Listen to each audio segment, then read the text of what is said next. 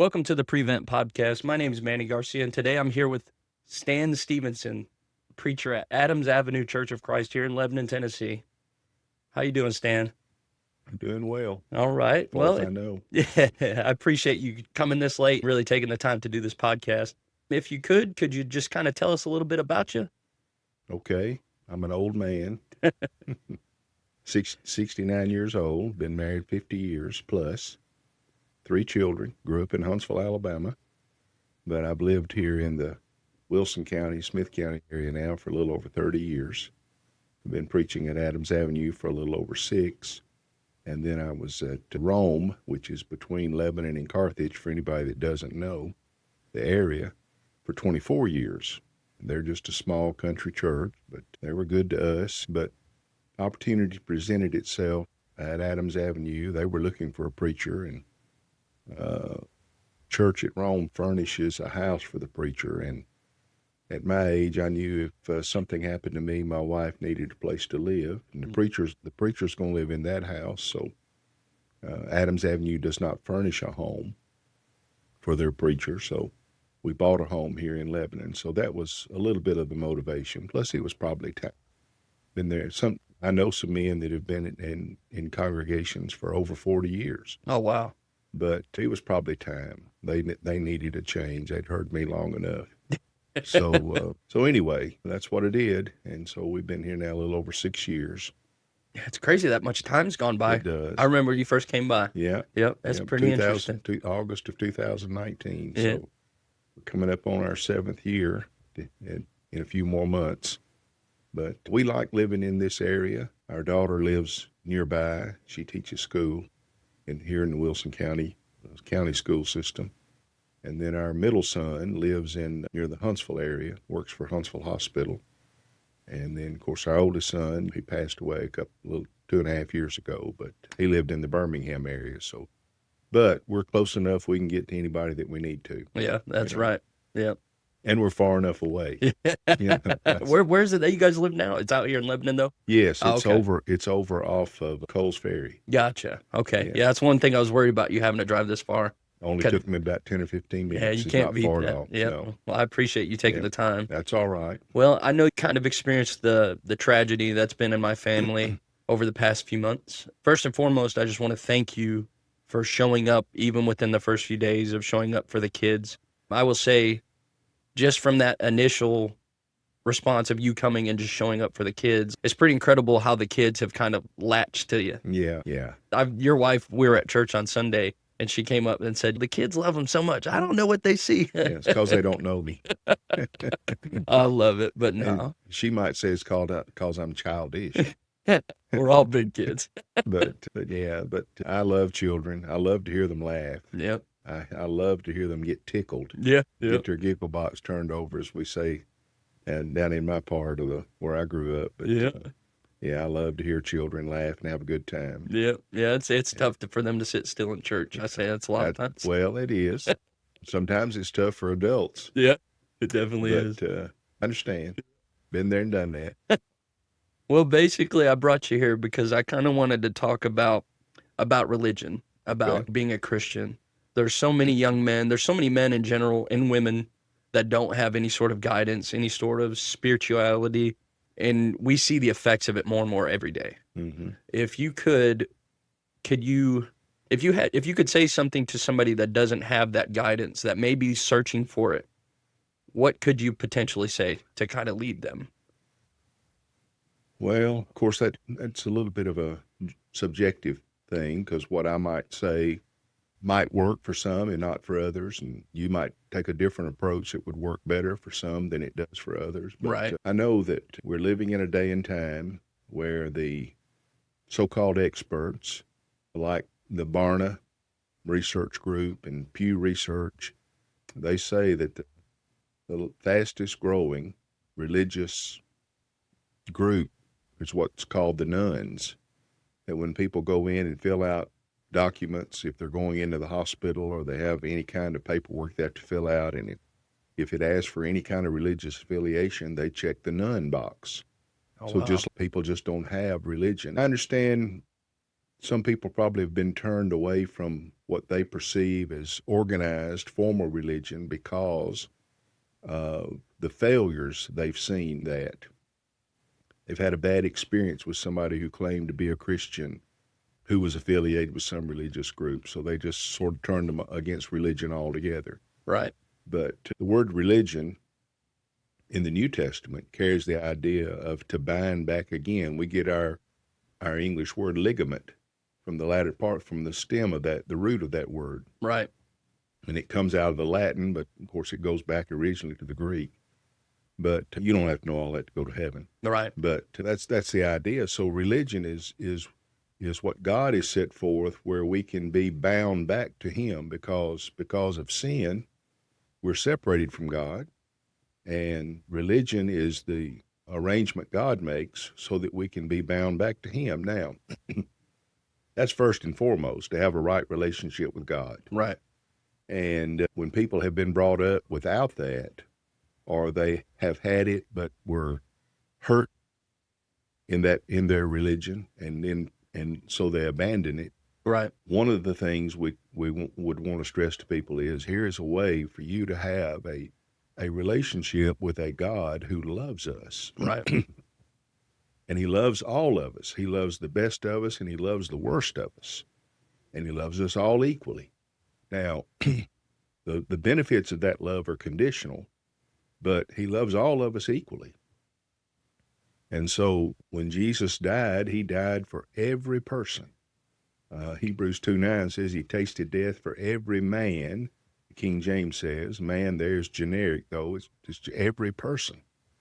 And Titus 2:11 says that the grace of God that brings salvation has appeared to all men. And again, the word men there's generic. So that would be first and foremost. But then another benefit, another reason why people ought to consider religion is you become a part of a spiritual family. The church, for which Jesus died and that He established, the church is the family of God. Over in 1 Timothy 3, Paul said, these things I write to you that you may, first he said that he wanted to come to Timothy, but if he had to tarry, he said, these things I write to you that you may know how you ought to behave yourself in the church of the living God, which is in the house of God, which is the church of the living God, the pillar and ground of the truth. The word house there is not talking about the building. Right. It's the idea of household. So that's your family. Right. And so Galatians 3:26, we're all the children of God. Now he's writing to Christians, but he's writing to Christians who were of a Gentile background. And sometimes I have likened the difficulty in the first century, in the early days of the church, when the Gentiles began to be converted to become Christians. There was a schism between some of the Jews who were Christians, and because they didn't have anything to do with the Gentiles. Right. And Gentiles didn't have anything to do with them. Paul in Titus chapter 3, Titus was a Gentile. Paul was a Jew. So in Titus 3, Paul said, we ourselves also were sometimes foolish, disobedient, deceived, serving divers lusts and pleasures, living in malice and envy. And then he said, hateful and hating one another. So there was a time when, even though Paul and Titus wouldn't have known each other, he would have been known as Saul. That was his Hebrew name. Paul was his Roman name. There was a time when they would have looked at each other as enemies before they became Christians. Right. But now in Christ, they're brothers. Yep. Even though they're from different ethnic backgrounds, maybe different social backgrounds. And I liken that to many years ago when our country began to desegregate, and there was still kind of a mental divide racially, where we didn't mingle much. And so even today you'll hear people talking about, well, predominantly white churches or predominantly black churches. And that may be accommodative language, but it's the church. Right. If it's the church, and it doesn't matter Right. what your racial makeup might be. Yep. Because we're all the children of God. And that's the thing Paul is stressing in Galatians. So you have that spiritual family. And it's imperfect. Yep. just like our earthly families are imperfect. Yes, sir. I am far, far from being a perfect husband, a perfect father, a perfect grandfather. But that's simply a part of being human nature. Right. When I was meeting with the leaders of the Adams Avenue Church, when they were looking for a preacher, and I talked to them about the possibility of coming, I told them, I said, one of the things that I always dread about moving from one congregation to another is when you move in, you're new. Mm-hmm. And preachers talk about that being the honeymoon stage. You're new, man, people pat you on the back. You see everybody, oh man, it's great. Yep. Then everybody starts seeing each other's warts. Yep. And I told them, I said, the thing I dread more, one of the things I dread is when sooner or later I'm gonna let somebody down. I'm gonna disappoint them, and that honeymoon's gonna end for them. Right. I said, and one of the men said, but you're human. Yep. I said, that's exactly right. Yep. If you follow me around, you'll see me mess up. You'll see me sin. That doesn't make me a hypocrite. That makes me human. Yes, sir. Now, I'm a hypocrite if I try to pretend that I don't do that. Yep. Or that I try to pretend that what I'm doing is not wrong. Yes, sir. But we're all human. So if I watch you, sooner or later, I'll see you sin. Yes, sir. I'll see you mess up. Yep. That makes you human. Yep. Only ever been one sinless human. Yep. He was crucified. That's right. So we all mess up. Now, that doesn't excuse our sins. Right. But it just says we're human. Yep. I agree 100%. And so I would say to somebody who doesn't have any kind of religion, or maybe who's had a previous experience with religion and was hurt by it or disappointed in it in some way, come back to the Bible, make up your mind to take the New Testament. That's what we live under today. And study that to learn, what does God want us to do? Number one, so you can be a child of God and be considered faithful and have that relationship with God. And then you become a part of that earthly family where you have people who care about you and who want you to go to heaven and want to help you bear your burdens. Yep.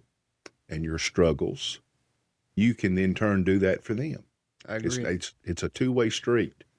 Now, you will be disappointed. If a person comes back, they'll be disappointed again somewhere down the road. That's right. Because sometimes we have unrealistic expectations. Mm-hmm. Sometimes people just mess up, Yep. In Luke 17, Jesus said, it must needs be that offenses come. Why is that? Because we're human. That's right.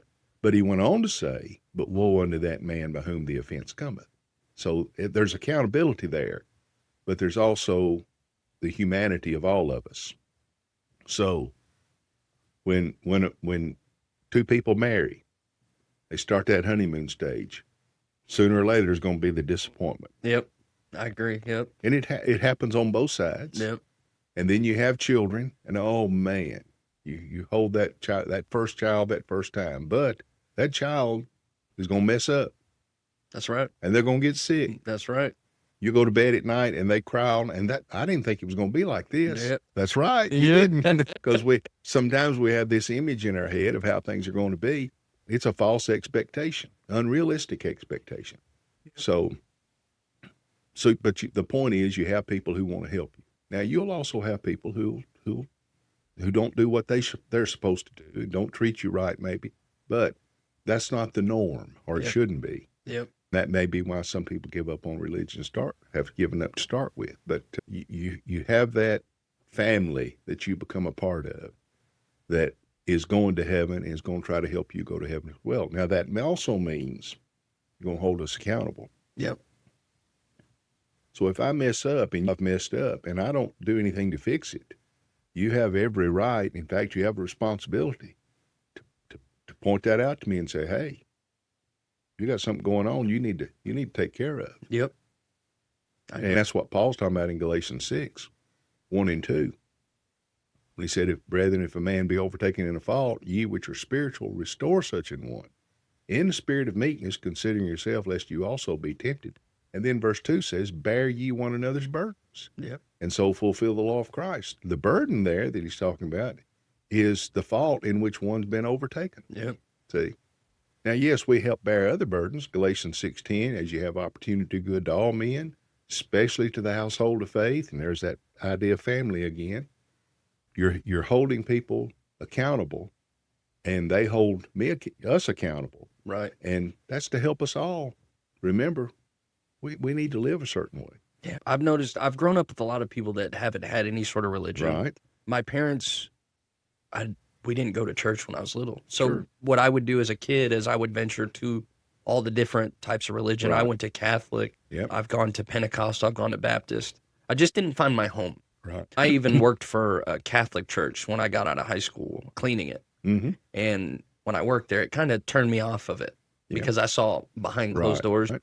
But being at Adams Avenue has changed my life immensely. It's brought family, it's brought comfort, it's brought everything that I thought church was. I've been there for going on 8 years, a little over 8 years. And I'm so thankful for the family that we have. Yeah. I'm thankful for you because your lessons. I've wanted to talk to you for, I probably told Mary 3 or 4 years, but probably longer than that. It's just timing, and It is. we're all busy. It is. But I've wanted to link up and really get to know you on a one-to-one level. But I'm thankful for your lessons. I keep a journal Okay. on many of the lessons, and I get a lot from your teachings, and I'm just very thankful for you. Well, appreciate that. Yeah, and my kids are too. The kids love it. It's hard for them to sit still and all, but That's all. They're our children. church, yeah, our know. church is great. I love it. Yeah. And even from doing this podcast, I would love and hope that people could hear it and may want to come as well. Well, and if people have questions, I'm glad to try to help and answer. I don't know everything, and I'm going to go back to the Bible. If you ask me a question in the realm of opinion, I can give you my opinion, but that doesn't mean anything to anybody but me. Right. But if you ask a question, or if anybody asks a question about the objective truth, then my practice has been, let's go to that objective truth and see what the answer is. Yep. For about 15 years, I've been doing a Bible class at the Smith County Jail in Carthage on Mondays. It's varied. Sometimes has been on Tuesday, but right now it's on Monday, 3:00, and that's what we do. I can have up to, they keep them strictly segregated. In fact, if there are in the hallway where the multipurpose room is, where we have our class, if they're moving prisoners from one area to another, and one is a man and one is a woman, they make one of them step into another room while the other one passes. Yeah. They're strictly segregated. Right. So I have only men, but I can have as many as 14. But when they come into that room, the ones that have been coming know. I start the class. I shake their hand when they come in, shake their hand when they go out.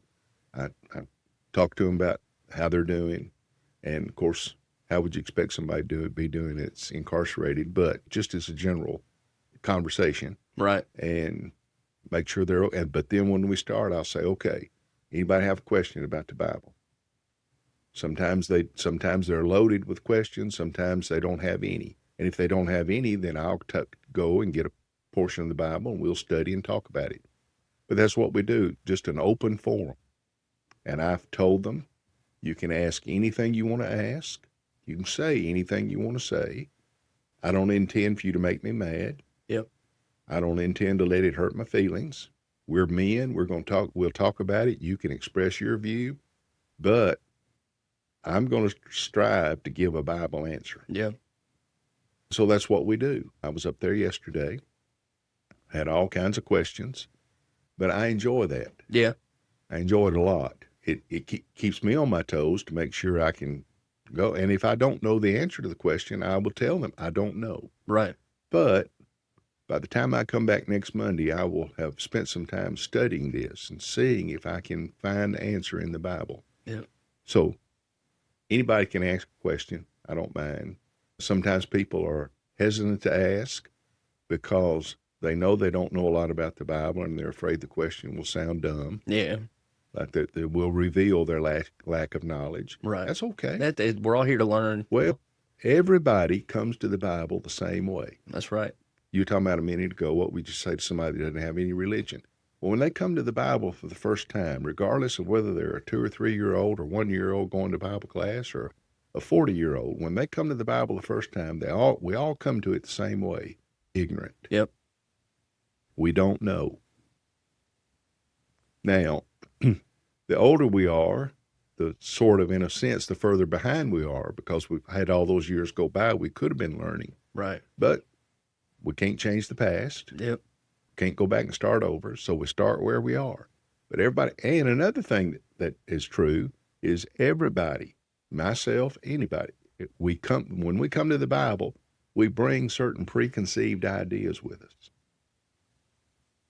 Things we've grown up hearing and believing, or something maybe we've thought of ourselves and think, well, I just think it would be this way. Right. And inevitably, when we read our Bible, we're going to read something that says, wait a minute, what I thought wasn't right. Yeah. Now what am I going to do? Yep. Am I going to let the Bible be my standard, or am I going to hold to what I believe? See? Yeah. And we've got to let the Bible be the standard because it's objective. And study it and go by it. So but that's what I would tell anybody. Ask a question. Yeah. Got a question, ask it. Yeah. And I'm not going to make fun of anybody. I was 17 years old when I became a Christian. I had not had the benefit of going to church all my life as a child. My mother attended every service. My dad didn't go, and he didn't let my brother and I go and my mother. He kept us at home. So when I became a Christian and I went to Bible class, I was in there with other teenagers, and they would call out a book of the Bible. I didn't know the books of the Bible. I had learned what to do to become a Christian, but I didn't know the books of the Bible. So I'd be over in the front of my Bible looking at the page with the names of the books to see where it was at. Yep. And I would do it kind of looking back over my shoulder, hoping nobody was seeing me do that. Right. Now, 50 plus years later, I realized there were probably some of those kids that had been going to church all their life that didn't know the books of the Bible either. Yeah. Oh, but I was self-conscious about it. But see, I came to it ignorant, just like everybody else does. Yep. And whereas they'd been going all their life and maybe knew the books of the Bible because they'd had it drilled into them, I didn't have that benefit. Yep. So when I see, I have inmates that do that. Maybe they'll ask a question, somebody will ask a question, I'll say, well, turn over to such and such a book. And I see some of them struggling. Yep. They don't know where it's at. And that's okay. Yep. I wait, let them find it, because I was in their place once upon a time. That's I right. know exactly how they feel. That's right. Yep. Do you find anything with I was thinking about that when you had told me before that you work with the jails. Do you find something that's similar to all of them? Maybe is it I mean, I know they all have different reasons of being there. Right. But I find the older I get and knowing people that have gotten in trouble with law or drugs or any sort of substance problems, it's they've had lack of of a guidance, of a spiritual guidance or some of it. Something like that. And then in some instances, maybe they've had a parent that did the best they knew how to do. Right. Trying to give guidance, but didn't do a very effective job, maybe. Right. Growing up, there was a whole lot I didn't do for fear of what my dad would do to me if he found out. Right. Now, I was mischievous, but I don't know that I would ever gotten into criminal activity, but I'd have done a whole lot more if it hadn't been for the fear of what he would do if he found out. Yeah. And for other people, it's their mother. Hey, Yep. Mama finds out, I'm in big trouble. Yeah. But I'm not naive. I realize that every man that comes to that class that I do is not there because they really want to learn more about the Bible. Some of them, it gets them out of their cell, their pod. Right. They're in pods. And it gets them out, breaks that routine up, that monotony. Yep. But there are some that seem to be genuinely interested. And they ask questions. Now, there have been one or two that have sort of been argumentative. But I've never been threatened. I've never felt afraid. I've never felt intimidated. I treat them with respect, and for the most part, I've got respect in return. Anytime I have an issue with some of them wanting to talk during the class, I'll just stop and I'll say, "Do you fellas have a question?" And usually that'll be the end of it. And if it's not, then I usually stop and I say, "Now look, fellas, maybe y'all don't get to see each other. Maybe you're in different pods. And I realize you want to visit and all, but we're not here for that." Right. And not only that, they have cameras where they can see what's going on. They can't hear what's going on, but they can see what's going on. Right. And if they notice that you may not get to come back. So let's be respectful. Yep. But I've only had to do that one or two times. Yeah. Just very few times. But yeah, there's fall in with the wrong crowd. I had one fella up there that's probably, I'd say, biggest percentage of those men are up there dealing with drug charges, some kind of a drug charge. Yeah. Most of them, not all of them. I've had one or two that came in that were charged with murder. Oh man. And were later convicted. But most of them, it would be drug related. And there was one fellow up there that told me one day, he said, "I've been battling this." And he said, "I come up here and I said, I serve my time." He said, "I serve my time and I get out." And he said, "But when I get out, I get around my friends again and I fall right back into those same old habits." And I said, "You need some new friends." I know people have done the same thing. Well, when I was a kid, I've said it on podcast before, but my father, when I was a kid, went to prison for, I think it was 10 or 11 years, and he did the same thing. Yeah. And when he got out, he did the same thing. Right. What are you doing, man? There's another thing about being in jail. There's a routine to it. There's a structure to it. And a lot of those men and women too, for that matter, they don't have that in their outside lives. Yep. But they need it. They know what time they're going to get their meals. Yep. They know if they're sick, there's a nurse that they can see. There's TV in the pods. They don't have 100 channels you might have at home, but they can watch some TV.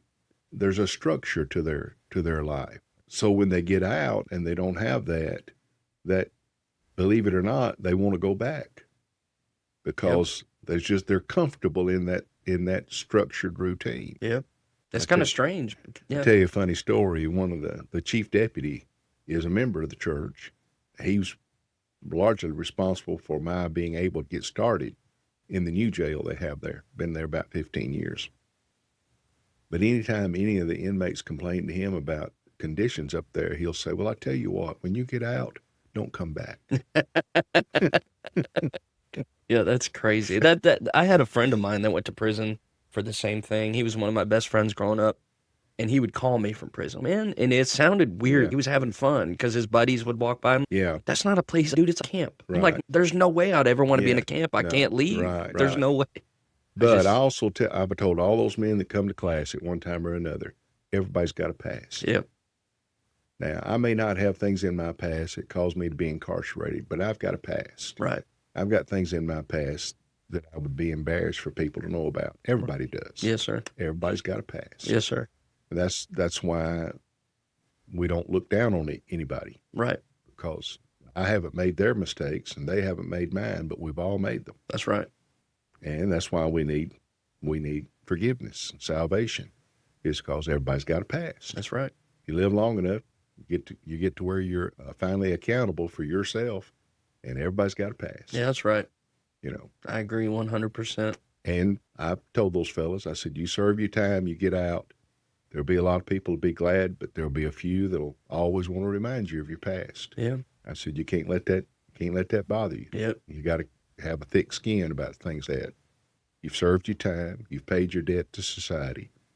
So Yep. don't worry about what anybody else thinks. Yeah, I agree. Yeah. So another question I have would be, say, for somebody that would think they had a generational issue, how do you break? Would you have something to say to somebody that could, say, a criminal, even if their family is? Do you have a suggestion or something to say for somebody that's trying to break their generational traumas or curses? If I understand what you're asking, yes.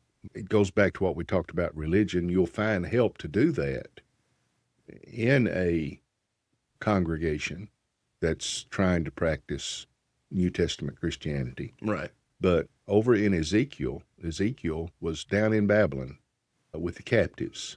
Daniel and Ezekiel were two prophets who worked in captivity. Daniel was in the palace. He was a young man. How young, we don't know exactly, but he was a young man. He was taken down into Babylon in about 605 BC, and he was put in school with other Jewish boys to train to be wise men. So he was sort of among the royalty, but Ezekiel was down with the captives out in the country. And he begins by talking about he was by the river Chebar. But he talks about, I believe it's in Ezekiel 18, he talks about where here's a man who's a righteous man, does what's right, and he describes what he does. But then he says he has a son, and he doesn't do that. So it can go both ways. Yep. He doesn't consider the way his father lived. And he's wicked and does all the things wrong that his father did right. But then it goes on to say, then he has a son. Yep.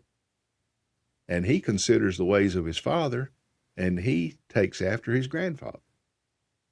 So that's the generational thing you're talking about. Yep. It can go both ways because we're all free moral agents. We make our own choices, how we're going to live, and what we're going to let be a standard, and who we're going to let influence us. And the point that Ezekiel was making there was that every soul, every person is accountable for himself or herself. Yes, sir.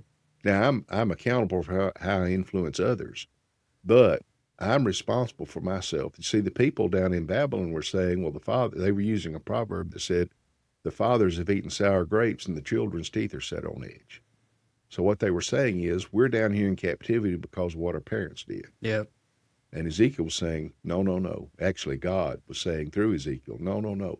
You're here because of your sins. Yeah. Now, That makes sense. yes, their father sinned, but you're here because every soul is accountable for himself. And that's why he says, the soul that sinneth, it shall die. Yep. See? Yes, sir. So there's the generational thing. It can be difficult to break those generational habits. But I've known people who went both ways with. I know two men, two brothers whose father was just notoriously bad. A womanizer, drank some. And those two boys, neither one drank, both been married faithfully to their wives, and they didn't follow in the footsteps of their father. Yes, sir. So it's not set in stone. It's not in our DNA. I know some believe that we're born sinners and such, but it's not in our DNA. We each make our own choices. I choose who I let influence me and how I let them influence me. Now, because I preach and I don't work a secular job, I'm not out in the public as much as you would be in your job. You have much more interaction with people in the public. I see people, I go to the hospitals and visit and do things like that, but I'm not out there in the world every day. Right. I get up in the mornings and I go to the church building, I go to my study. I'm the only one there. Right. Usually. Sometimes people come in and out, but they're not there long. And so I don't have that constant interaction out in the world. But I have then things I do involved in the community in different ways. And so I have some interaction. But I said all that to say, those people that I have interaction with, some would be an influence toward good, some would be an influence toward evil or bad. Right. And I choose which one I let influence me. I think a lot of people need to hear that. Well, I think that's very important. Moses told the children of Israel, don't follow a multitude to do evil. Paul said in 1 Corinthians 15 that evil companions corrupt good manners, verse 33. We're to be in the world because in Matthew 5, Jesus said his disciples were the salt of the earth and the light of the world. And you can't do that secluded. Right. There have been religious organizations that tried to exclude and seclude themselves from the world, and they built walls around themselves and called it monasteries and just isolated themselves from the world. But you can't have an influence for good upon people if you're not interacting in their lives. Right. You mentioned me coming around after your brother passed away. When I was a very young preacher, I was in school. There was a man that taught a class. The title of the class was A Preacher and His Word. There were some things he said in the realm of opinion that I have not embraced. But one thing that he said was, people will, if you're preaching and maybe you're not the most eloquent speaker, sometimes you may fumble over your words. You may struggle to express your thoughts as clearly as you've got them in your mind, but it just doesn't come out the way you wanted it to. And that happens to all of us from time to time. But he said, people who are sitting there listening to you, if they know that the man up there preaching cares about them, they'll tolerate that kind of stuff a whole lot better than they will if they don't think he cares. The old adage, people don't care what you know until they know that you care. That's right. I've tried to live by that and use that, and so that if I go to the hospital to visit somebody that's not a member of our congregation or not religious at all, maybe they're related to somebody there, number one, I want them to know that somebody cares about them. Right. But I also hope that will open the door a little bit. For them to think about, well, those folks over there care. And we should, and I think we do, but open the door, see? And that can help break that generational thing, you know. Just with you showing up when the kids were here, and it was almost subconsciously, I was maybe Stan could say something to make it just better for a few minutes. Well, and there's a lot of times you don't know what to say. But I'll tell you what, the most important thing is that you're being there. You were there, and just you being there has created such a presence for the kids. Years ago, there was a man in Huntsville. I had already begun preaching and moved away from there, but we were back visiting for some reason. My wife's parents both were there in that church, and my mother had attended there, and I don't remember if she was still there or not, but they had moved to southern Middle Tennessee, just north of Huntsville and south of Fed. But we were back there, and this man, he was their regular song leader. He was also one of the leaders, and his mother had died. And this was a week or two after her funeral. And he was up, and he said, I want to say something. He said, for most of my life, I've watched people go to the funeral homes for the visitation, go to funerals, and I always thought that was silly. I didn't think that. I thought, why do that? Right. He said, now, when my mother passed, all you folks that came, you don't know what it means. See? And a lot of times you go and you don't know what to say, but the fact that you were there. People will remember that you were there. It's just most funerals that I've spoken in, whether it's doing all of it or just part of it, that family over there grieving, they're probably not going to remember a whole lot of what was said. But hopefully they'll remember you were there. They may remember the tone with which it was spoken. You just try to show, and you're not playing a game. You're not trying to fool anybody. You're just trying to practice Christianity. Right. Be Jesus who cared about people. So.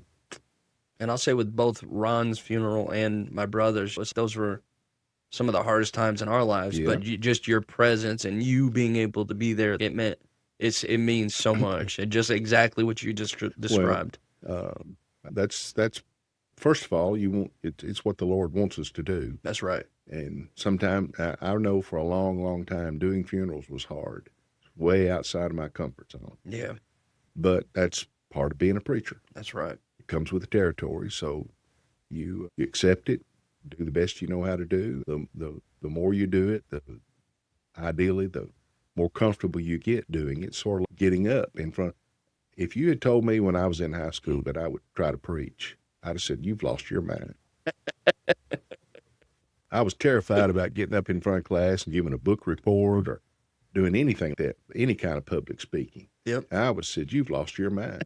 I think most people say the same thing. And then when I started trying to preach, and if I would get up to preach and there was an older seasoned preacher out there who I knew, if I knew him especially, and knew how much he knew about the Bible, I'm thinking, what am I doing up here preaching to him? He needs to be up here and let me be out there. Yep. I'd be intimidated and nervous, but it's just anything else. The more you do it, the more comfortable you get. I'm still nervous. Yeah. I'm always a little bit nervous, but you get comfortable being nervous. Yep. Yep. I would think an athlete, I played a little ball growing up, but I would think basketball season going on that shooting free throws, you'd be a little bit nervous. But the more you do it, you get comfortable being a little bit nervous. Yep. You know, especially if you're shooting free throws to win the game. That's right. You're nervous, Yeah. but you're comfortable being nervous because you've been in that spot before. Yes, sir. That's the way it's just when you go visit somebody. A lot of people won't go visit because they say, well, I don't know what to say. You never will if you don't go. Just a moment ago, you don't always have to say anything. You just go in, how you doing? Of course, I've got where if I go to the hospital and if I ever do it and ask somebody, well, how are you doing? Then I'll say, that's a silly question to ask somebody in the hospital. You wouldn't be in the hospital if you were doing well. Yeah.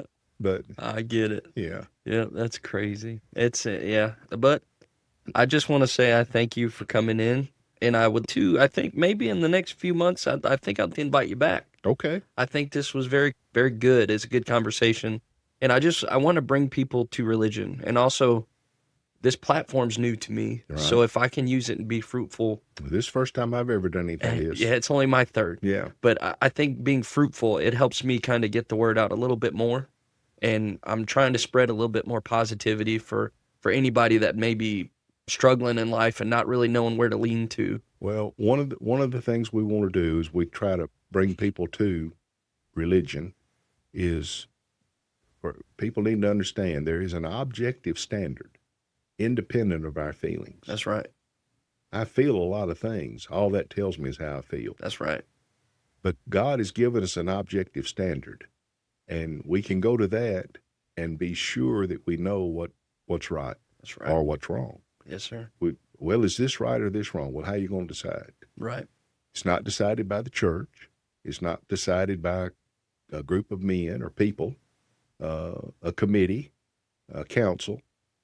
What does the Bible say? That's right. And that's why in that class, when at the jail, that's what we do. That's Is what right. the Bible. Here's the objective standard, independent of how we feel, what we think, and you can come to that, and you can always know you're on solid ground That's right. because you've got that objective truth. Yes, sir. Yep. Yeah. Well, Okay. I appreciate you so Yeah. much, Stan. It's all right. And I definitely look forward to doing this again. Well, time sure has gone by fast. It does. It definitely does. Time But- flies when you're having fun. That's I don't right. know how this would fall into that. all right, Stan. Well, I appreciate